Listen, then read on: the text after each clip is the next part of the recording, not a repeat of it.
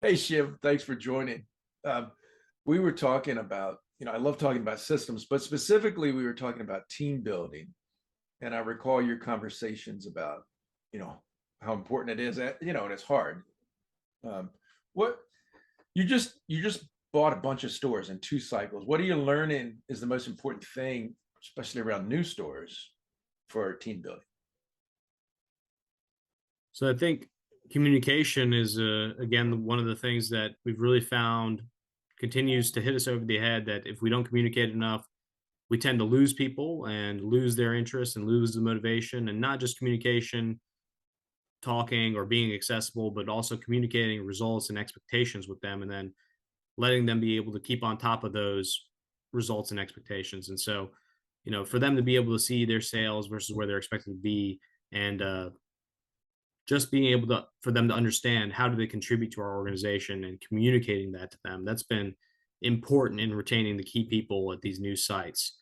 And then also keeping our older sites management involved so that the attention is not just distributed to these new locations. It's one team, one entity, and we're all marching towards the same goal. Hmm. Just like a family with children, right? When the new ones come along. Yeah, that's right. Yeah, I think some people would argue a team, right? So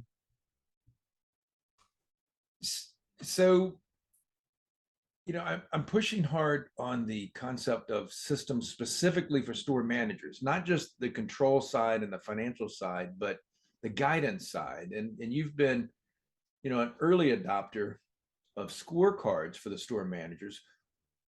How important is the store manager stress level and helping them to stay on their productivity? I mean, it's extremely important, right? And I'll tell you, with the scorecard specifically, I love it because in the mornings I get my scorecard at 8 a.m. I take a look at it, and it highlights the stores where we're not trending with the rest of the pack, especially in the same geographic area, that there might be an issue at that store. And then, sure enough, at times when those stores are not trending well, we can see that that manager's struggling. And so it helps us redirect support, or helps us understand maybe additional training is needed. Maybe we need to make adjustments in that store. Maybe they just need help. And so that helps us understand what are their needs.